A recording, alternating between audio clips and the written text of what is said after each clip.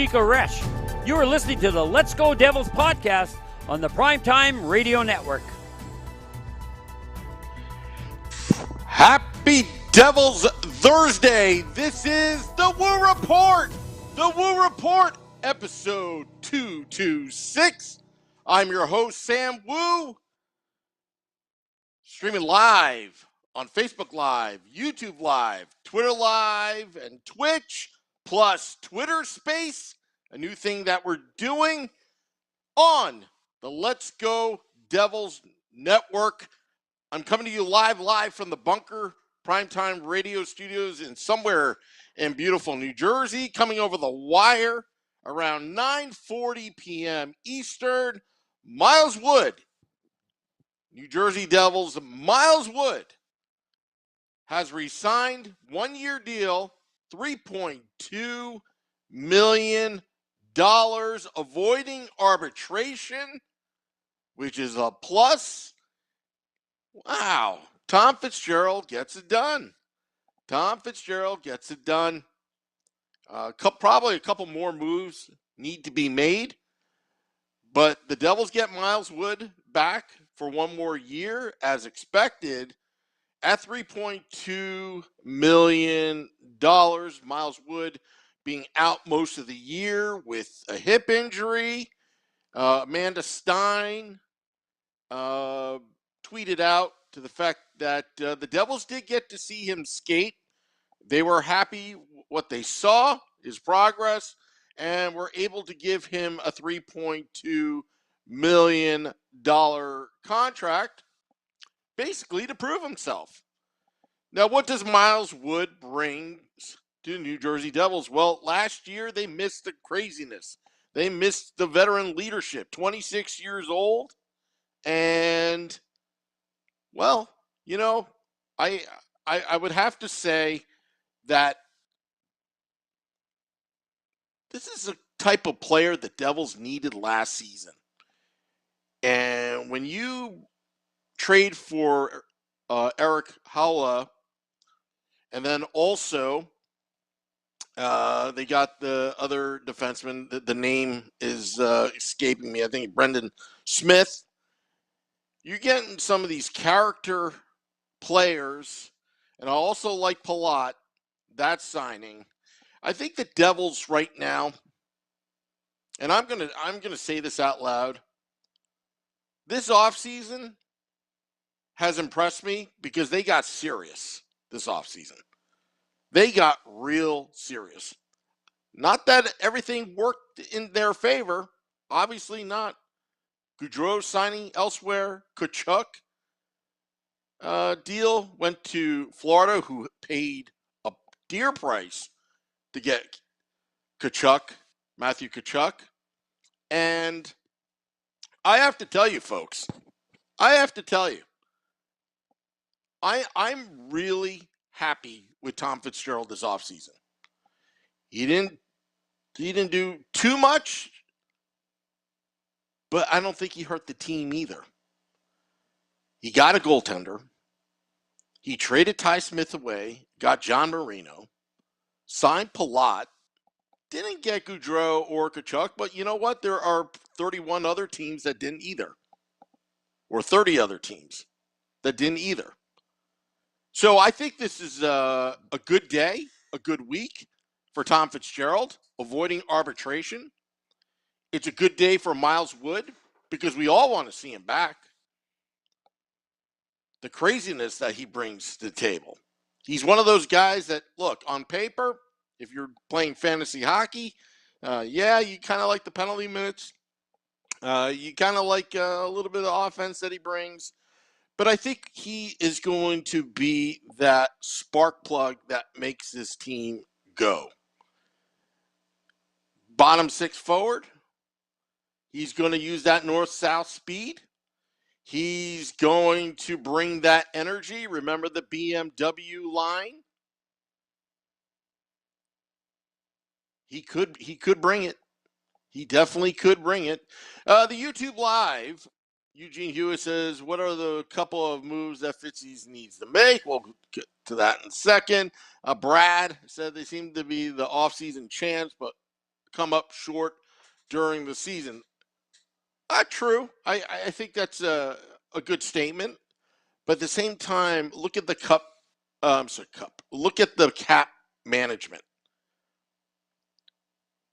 Right now, the Devils, congratulations, New Jersey Devils. You've spent all your money at this point. But again, a couple moves could be made. One move, Andreas Johnson, also known on this podcast as Andre Johnson. But the Devils have some beef. They have some beef right now. A healthy Miles Wood will help the New Jersey Devils. Hey, where's the beef? Well, there's definitely beef with the New Jersey Devils. There's definitely beef with the New Jersey Devils. And I am very, very pleased with this offseason so far. Sure, I want a Kachuk. But you have to be happy with this team. Jack Hughes starts his 8-year, $8 million per contract. Nico Hischier is still in the middle of his big deal. And let's also not forget that this is still a very young team. That a 26-year-old Miles Wood is like the elder statesman. But he's still under 30. Palat and Tatar, you know what? It is a young team. Dougie Hamilton is one of the leaders, one of the veterans on this team. It is still a young team, and we have to remember that. But we would expect, as Devils fans, a progression to move forward and improve. And these one-year deals that Bratt got, Miles Wood got, the beauty of these one-year deals, the risk is low. The risk is low. Say if Miles Wood is a bust this year, well, you know what? You're out of that deal. Hate to sound cruel, but you're out of that deal. Jesper Bratt, well, if he takes a step back like Pavel Zacha did last season, has some trade value, but you're not locked in a bad contract. Let me repeat that. You are not locked into a bad contract. Brad, what do you think if the NHL were to put something in the next CBA, similar to the NBA's Larry Bird exception, where teams could sign their own free agents and that wouldn't count against the cap? You know what? I haven't really thought about that, Brad, on YouTube Live. I really haven't thought about it. But it makes sense. I think that teams that could afford it, you're talking about, the team's brand. And, there's, unfortunately nowadays, there's no loyalty anymore. And this is something that, bothers me sometimes. It's like, for those that bought a Zach Parise jersey years ago, he's your favorite player and have the captain walk to go back home. It kind of stinks. But that's a different situation. But for someone like Jack Hughes that wants to be in New Jersey and having that rule, well, guess what? You could pay Jack Hughes $15 million a year if you wanted to and not count against the cap.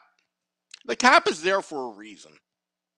It was intended to level the playing field because back in the day, the New York Rangers, before the year-long lockout that we all had to endure and suffer, literally could outspend you and buy the best players in the NHL And just back in the day, they could just do that. Spend over $90 million, and, what's it to them? And it left other teams with an overvaluation of players to work with, because that Bobby Holik contract, when he signed with the Rangers, that was a big contract. A big contract. And you do comparables, like in real estate, when you buy a house, you do comparables. And then you saw what the New York Rangers were doing. They were so reckless with it that all the comparables, when you try to sign players to reasonable contracts, were unreasonable because they were just outspending everybody. And that just wasn't fair. So, the hard salary cap came in, took a year off to finally fix the financial situation of the NHL, basically putting rules in place in this collective bargaining agreement so some of the rogue owners can actually control themselves, because now the rules have changed. Remember, when it first came out, it was like, what, $39 million the salary cap was? Started the 2005, 2006 season. Now things are different. And just to answer Brad's question, I think it's a good idea, but, I'm not sure. I mean, you're talking about the NHL, Gary Bettman, Bill Daly versus the NHLPA, Donald Fear, and the Players Association. I'm sure the players may want that, but again, it's the economics that has to work. And remember, we just don't want bankrupt franchises. It is bad for the league. It's bad for the NHL Shield. And that's why we have a salary cap to level the playing field, but also to stop all the shenanigans that used to happen years ago. So now the Devils are right at the cap. What are your expectations? I want to know. YouTube Live, Facebook Live, Twitter Space. Maybe I'll take a listener from Twitter. I'm kind of hesitant because I can't really screen because I'm on air. I was hoping to do it tonight. But if you want to get on this program, go to our Twitter account at Let's Get Alls Pod. Join the Twitter Space. Just maybe if you're lucky, I'll put one lucky listener that wants to come on to the Woo Report, and I'll talk to you, because we've never done this before. I'm very, very interested to see how this whole thing works. I see Keegs in the Twitter Space, Tanner in the Twitter Space. I guess you would have to raise your hand and turn on your mic or whatever. I see Michael Borga in the Facebook Live. Nate Milbank. Nate, I would love to have you on this podcast for only 5 minutes or less if you get in the Twitter Space, because I want to use this program. Maybe we can get callers. Like, it's kind of like callers on radio, kind of chiming in. So Nate, if you can join the Twitter Space, and I see you, I'll let you in, and we can definitely talk. You got to raise your hand on the Twitter Space. Something new that we're doing. Oh, Joe Pasquini, Woo Report. How do you see the line shaping out? My expectations are in playoff hunt for 7th, 8th seed, but more so to expect the players to produce more points. Interesting question. I think Palat will be on the top 6. Where you put Miles Wood? See, Miles Wood is actually kind of versatile here. I said this all along, that I felt that the Devils needed to repair their third line. Their third line, it was there last season, but it didn't really have the consistent impact you would like from a third line. You need to have a stopper. Travis Zajac had retired. Pavel Zacha was kind of MIA at times. I still just I'm still kind of like not really annoyed at Zaka. I wouldn't say disappointed. I'm just kind of bummed that things didn't work out between the New Jersey Devils and Pavel Zaka, especially the size. He does have some skill. Now he's with the Boston Bruins, but I wish that it had worked out. I wish that it worked out because it would have been really cool. It would have been awesome had it worked out, but it didn't. Now you got Eric Howla. You got some veteran leadership here.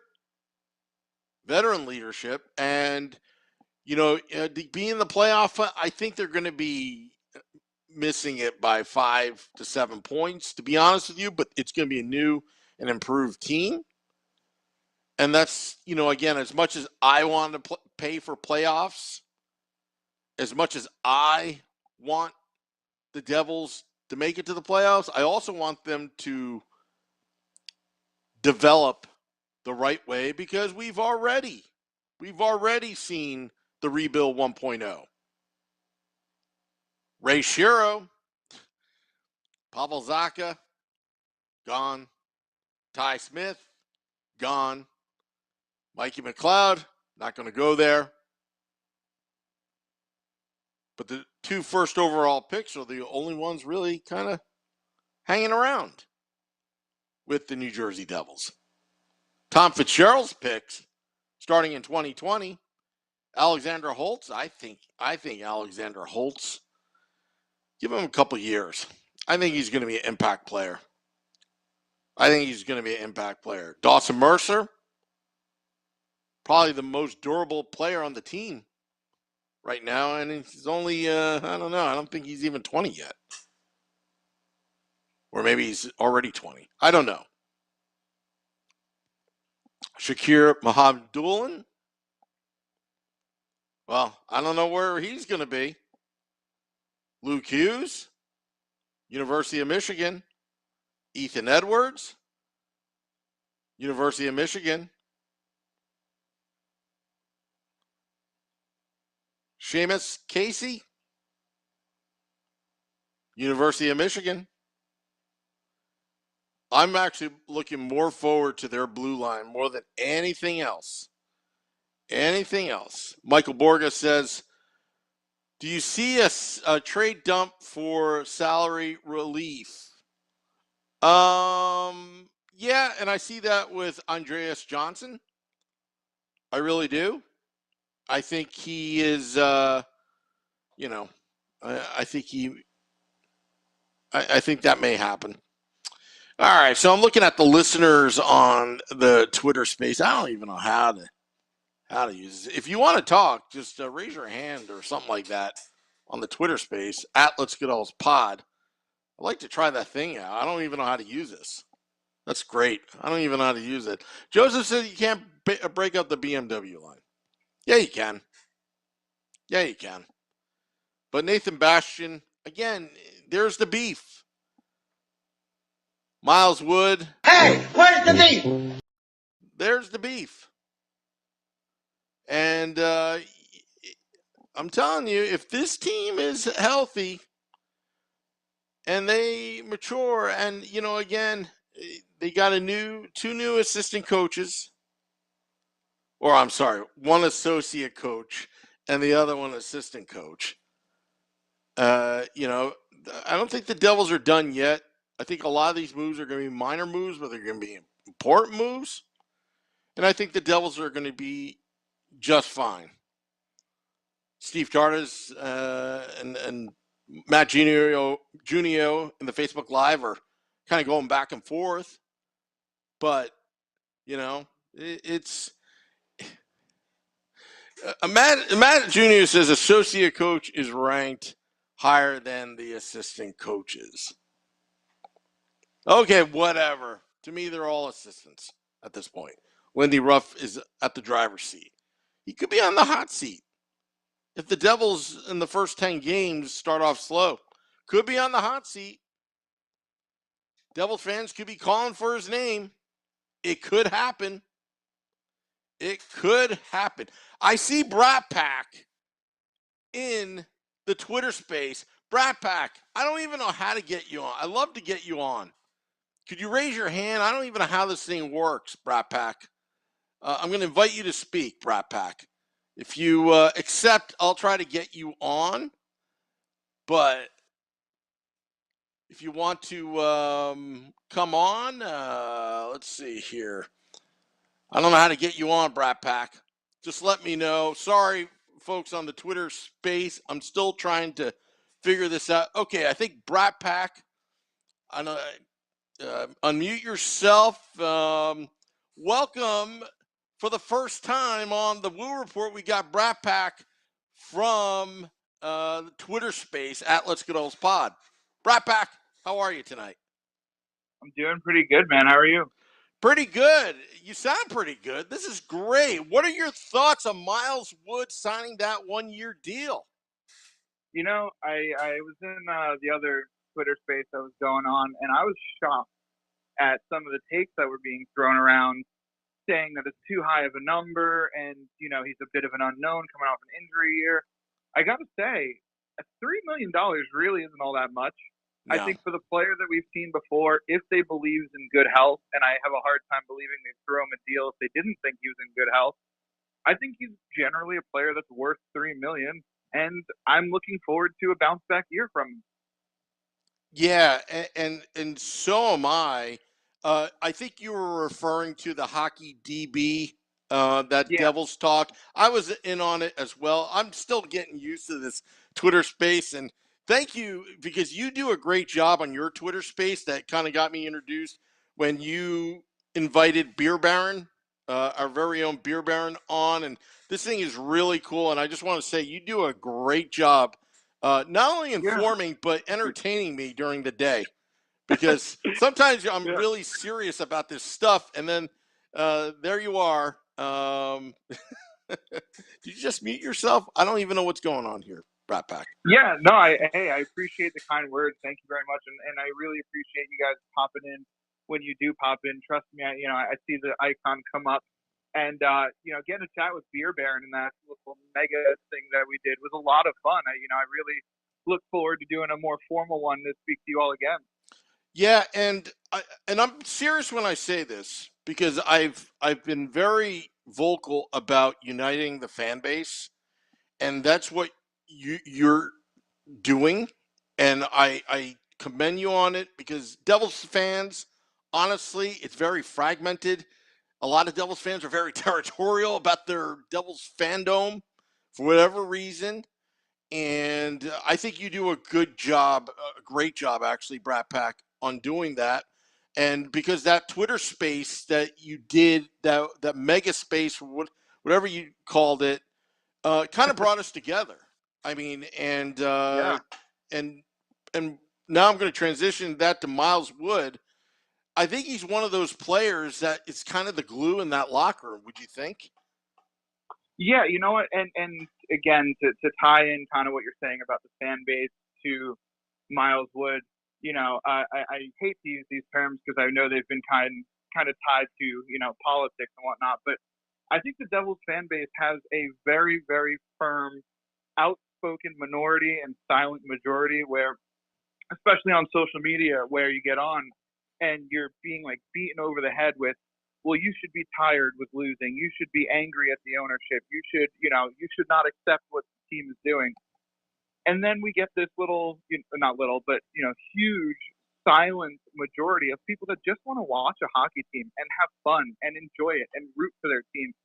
And I think that's kind of what we're starting to do. Like you said, uniting the fan base is we're getting people out and willing to say, hey, I want to watch my team and I want to root for them and I want to have fun.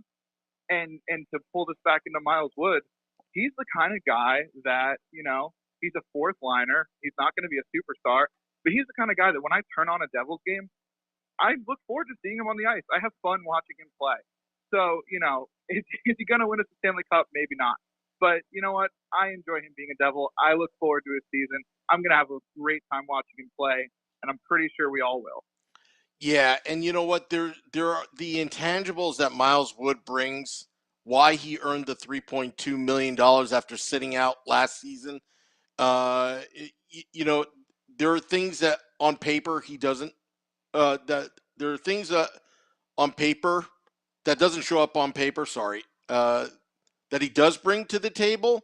And some players actually has that presence where all it takes is him being on the bench and the players are fired up. They're focused. They're playing with that energy. Sometimes it's contagious. The one player that's on the bench. I'll give you an example, and this is maybe a bad example, but Joe Montana, when Joe Montana played for the San Francisco 49ers, for whatever reason, he could be like injured sitting on the bench, but somehow the kicker kicks better. Somehow the punter punts better. Whatever reason. Yeah. And I don't want to overhype Absolutely. him, but you know what? What this team needed last season at times was energy. When you think. Yeah, I agree, and I really look towards the bottom tier guys like Mike McLeod and Nathan Bastion and those guys, and Nathan Bastion especially really does bring that energy as well. But a big chunk was missing with Miles Wood, and it honestly confuses me at times where a lot of these guys complaining about it are the same guys who are saying we need size, we need grit, we need energy. It's like, well, look no further, I know. And you know what? You know what's great right now, Brat Pack? And I've said this many times on the podcast. I'm loving the debates. Not so much trolling, although it is kind of fun sometimes on Twitter. But I love debates. I love hearing different points of view. I love hearing ideas. And even on that other Twitter space, that Hockey DB, that reached out to all of us, Devils reporters or podcasters or whatnot, there were so many different ideas on there that I was just going like, wow, I didn't even think about that. And if you want good hockey discussion, you want, to figure things out about your team. Like there's a lot of people out there that has good ideas. And again, the reason why we need to unite the fan base is because we want that silent majority to actually speak up without fearing of getting ridiculed, just like our former PA announcer, to be honest. Yeah, I mean, and it's so funny that you think of being a fan of a team, you would think that the popular opinion is to like that team, enjoy that team, cheer for that team, root for that team, whatever the word may be.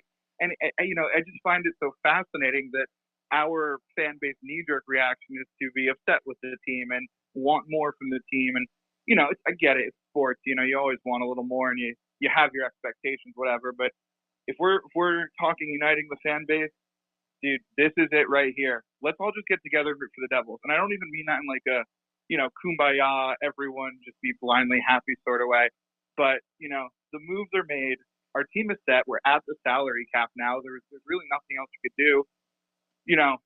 Whatever we put on Twitter, we're not GMs. We're not going to change anything. So let's go out there and cheer our team on, Yeah, and you know what? With them spending up to the cap, and I'm going to take a line from John Michael, I guess the owners and Fitch aren't so cheap, huh?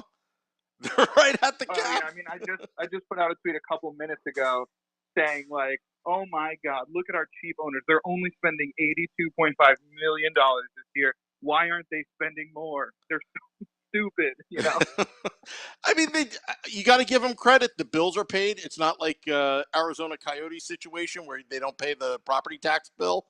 Remember those days, in the previous ownership? And again, I'm not going to knock on them because what Jeff Vanderbeek did, he overextended himself on a personal level to get them to Newark. And I am we should be all forever grateful because when you look at the economics of it, it didn't work, but he did it anyway. Otherwise, I don't know where the New Jersey Devils would be. Somebody can just come and swoop them up and take them elsewhere.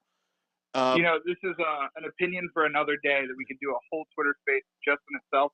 But I am a firm believer that with the absence of a hockey team in a major university town, New Brunswick would be a perfect spot for the Devils. Interesting. That is interesting because I always thought about what would have happened if John McMullen, the original owner, had his way and built the barn in Hoboken with New York City and the ferry like right next to it. I think they would have lost out on a lot of New Jersey fans, for being honest. They would have lost or locked down? Lost. I think, Hoboken is pretty inaccessible to most of the state. I mean, especially here in central Jersey, it's already, Newark is you can at least get to in one train. That's when you true. start hitting connectors and paths and stuff, you're going to lose people. Yeah. Yeah. And you know what? Newark, as far as I'm concerned, Newark has treated me very well, and especially the businesses around. We do our podcast at Tosh Lounge 973, the pregame and sometimes postgame. And also, I want to give a shout out to Hobby's Deli. Opened up, I think, at least takeout. I'm very excited to get back there. Yeah, and also Brat Pack. We talked to Ryan Novozinski yesterday on the State of the Fan address. He is part of our Let's Go Devils podcast dining club. So if you want to be part of that, Brat Pack, join up, because one of these days we're just going to have a big meal, big feast before a game, whether it's away or home. Obviously you guys were friends already, but any friend of Ryan is a friend of mine. Ryan's a great guy, and I've had him in the spaces a couple of times. I was actually lucky enough to, go hang out with him in person last week and, have a few beers, have a lot of fun. So, any continuation of that, I'm all for. Did you try to grab his phone to see who his sources are?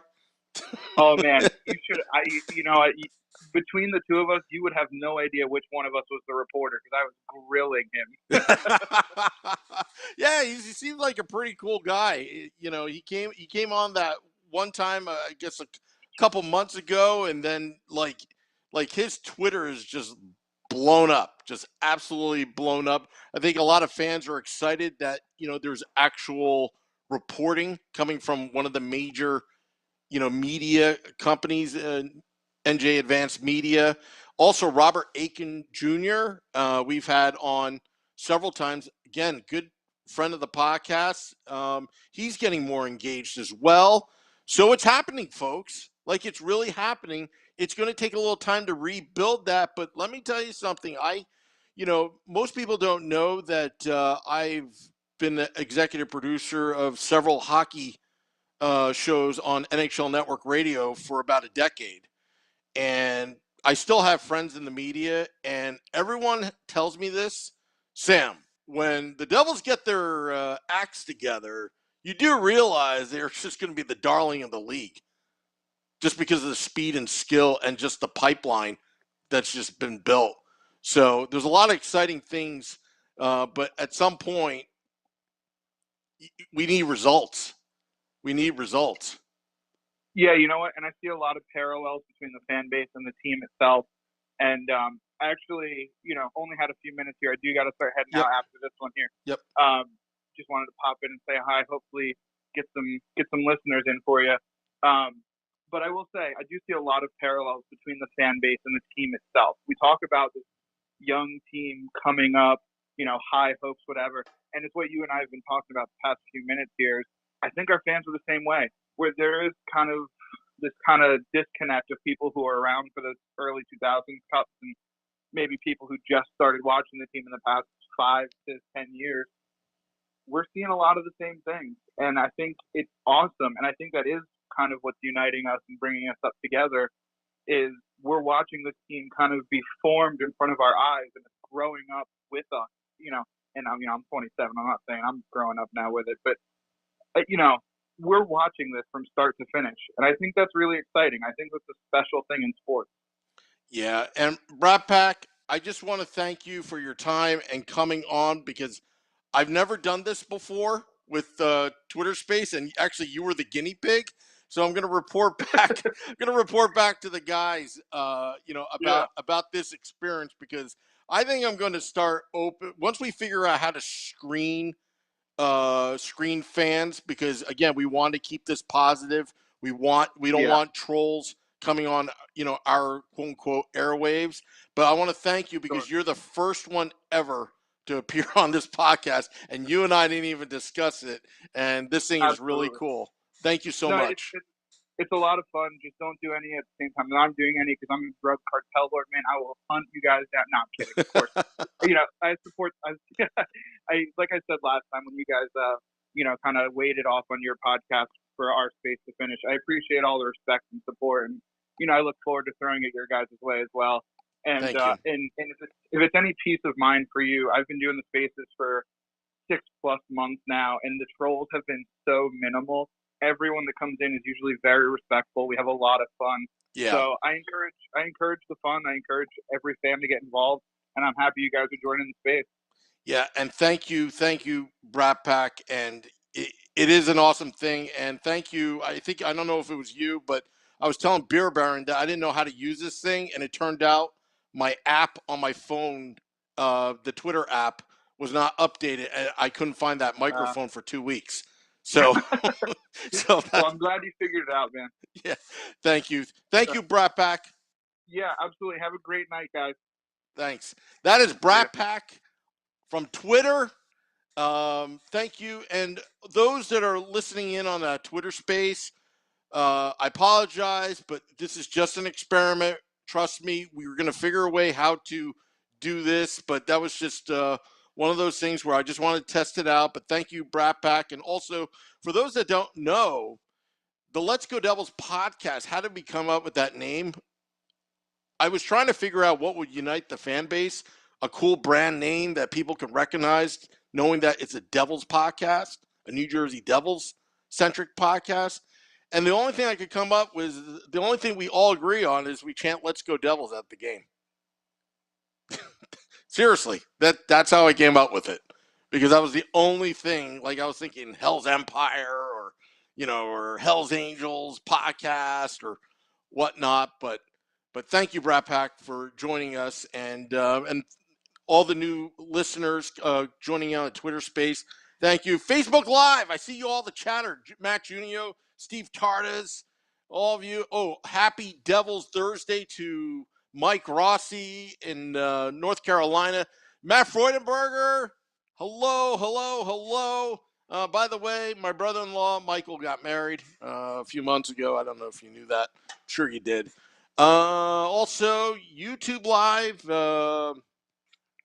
Yamacito Gomez, 2017 and 2020, he put up 19, 17 goals. He could have a good year. He's talking about, I'm assuming, Miles Wood. Look, Miles Wood was an out-of-control skater when he first came into the league. Out of control. He was just out of control. Reckless. Take bad penalties. But the season before last, which was the shortened COVID season, Miles Wood was in control. Miles Wood was a smart player. Miles Wood was very effective. Did not really cause too many penalties to hurt his team. That $3.2 million is a nice wage. I don't think it's unreasonable. I think it's a very respectful one-year contract. And I think that it will do the Devils well, knowing that it's 1 year, and Miles Wood has 1 year to really prove himself. And we would be in a happy problem if Miles Wood and Jesper Bratt have career years. We want that happy problem. We want this team to succeed. Remember, you still have Jack Hughes and Nico Hischier in the top six. Palat is now a New Jersey Devil. He's going to give that veteran leadership. He's going to be teaching the young players, leading by example, doing all the little things right on and off the ice. Remember that. But what about that defense? You still have Ryan Graves, contract year. Dougie Hamilton getting involved with the Devils community this offseason. Love it from all levels. Damon Severson, contract year. John Marino, newly acquired. Simone Nemitz, could he crack the opening night lineup for the New Jersey Devils? Second overall pick. Could he be the next Scott Niedermayer? Top 3 pick? Could he be? I don't know. Andrew Brunette as associate coach. Ryan Gillis as assistant coach. Lindy Ruff still back there. I know some people didn't want Lindy Ruff to be the coach. But it's going to be good, folks. It's going to be good. It's going to be very interesting. But I won't panic in the first 25 games if they're not doing well. It does take a little time. It does take a little time to get things going. What we want to see is progression from start to finish and be relevant in the last week of the NHL season. That's the goal. Let's take baby steps here. Let's take baby steps because that would be a big step, though, because I think the Devils were out 37 points at the last playoff spot last season. I don't know. Sorry, Ryan McGill. Sorry. Too many names. Look, I've been up doing podcasts, folks, and I've been up till like 2 a.m. the last 3 nights. My head is spinning.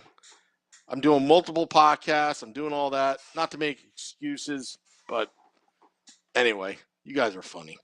Make a 5-minute troll line once a week. I don't know what you're talking about, Joseph, on the YouTube Live. Also, hello to those on Twitter Live and also Twitter Space. You can find us on Twitter at Let's Go Devils Pod. You can follow us there. Also, subscribe to our YouTube Live channel. See, told you. YouTube channel, Let's Go Devils. It's a great thing. I think I see Nicholas. Is Nicholas in the Twitter space? I'll talk to you later, Nicholas, if you ever want to come on. Nicholas is my little buddy from years ago when we used to throw popcorn down the stairs and watch it just roll the popcorn bucket. Anyway, that was a long time ago. So Miles Wood signing a 1-year deal, $3.2 million. Unfortunately, Scotty couldn't make it tonight. Working late shift for SiriusXM Liquid Metal, 4 to 6 p.m. Eastern. Listen to Scotty of SiriusXM Liquid Metal. Maybe we'll have a Devils After Dark at some point, maybe this weekend, not sure. Will Rawson, huge Devils fan from Western Kansas, dreaming of seeing the Devils live at the Rock someday. Will Rawson, welcome to the podcast. Subscribe to the podcast because we do pre-games. We do pre-games at Todd's Lounge 973 across the street from the Prudential Center on 35 Edison Place. Vinny Parisi and I, Game Day Live. Also, Vinny Parisi, I believe, is going to be filling in for Nick Villano next week on State of the Fan Address. We made a point to get some better guests and make Nick jealous. Nick of pucksandpitchforks.com, a little jealous that he has a work function to go to. So we're going to try to get some A-list guests just to annoy Nick. And State of Fan Address every Wednesdays from 8:30 p.m. Eastern, presented by pucksandpitchforks.com. Also, the Let's Go Devils podcast Sunday edition. Scotty and Beer Baron will be fresh off of their one-show suspension for being a shock jock. Again, that's an inside joke. They're fine. They were just had other things to do last Sunday. Let's see here. Facebook Live. Wow. Let's go through these comments. Matt Freudenberger would like to hear Salvador again on the State of the Fan Address soon. Yes, Bryce Salvador, friend of the podcast, good friend of the podcast as well. I'd like to have Erica Wachter on again. We've had some people on the Hockey Writers. Also, Dan Rice, pucksandpitchforks.com, has been on. I'm going to, you know what? Also, I don't know if this is going to happen, but remember that little Twitter war that happened in the midst of all this arbitration? Yeah, I reached out to Andrew Berkshire, the one that said that Martin Brodeur should not be in the top 5 greatest goalies of all time, which it just went out of control. The Twitter trolls came out, like, it just was nuts. Well, he actually agreed to come onto the podcast because I said, look, we'll give you the platform. We're going to do it in a way that we're not going to be inflammatory, but I want to hear him out. I want to hear why he thinks Martin Brodeur is not a top 5 greatest goalie of all time. And trust me, I've done my research, folks. I got my rebuttals. I sure got my rebuttals because I'll challenge him. But we're going to do it in a very, very non-inflammatory way. We're going to do it in a very, very productive conversation. I'm not expecting to change his mind, but we got to get the record straight because Montreal, they love Ken Dryden. They love Ken Dryden, all the cups that he brought, thinking he's one of the greatest goaltenders of all time. But I see no difference between Ken Dryden and the neutral zone trap and Marty Brodeur with the same neutral zone trap, who, by the way, was coached by Jacques Lemaire and Larry Robinson, who were also on that Montreal Canadiens team. So I'll discuss that with Andrew Berkshire at some point. So watch out for that podcast when that happens because, whoo, that's going to be a good one. It's going to be a good one. All right. Well, I want to thank all those watching, tuning in. We're going to drop the podcast at midnight on our podcast pages: Apple Podcasts, Google Podcasts, Spotify, Amazon Music Prime, Audible, iHeart app, wherever you get your podcasts. Listen to us on your morning commute, afternoon commute. It doesn't matter. We got all sorts of podcasts. Yeah, and thank you for downloading. Thank you for downloading our podcast. You've made us a top 50 and sometimes, some weeks, a top 20 podcasts in all of hockey. We're not talking about Devils podcasts. In all of hockey, in Apple Podcasts. I mean, the fact that we're ranking higher than Frank Saravalli's Daily Face-Off podcast, Don Cherry, some of the major podcasts, Flyers podcasts, owned by NBC, all that kind of stuff. Because of you fans, you drive us to do this every day, and we will give you content every day. You love your New Jersey Devils 24/7, 365. We do our best, and we're here to unite the fan base and have a little fun here. Just a little fun. And thank you.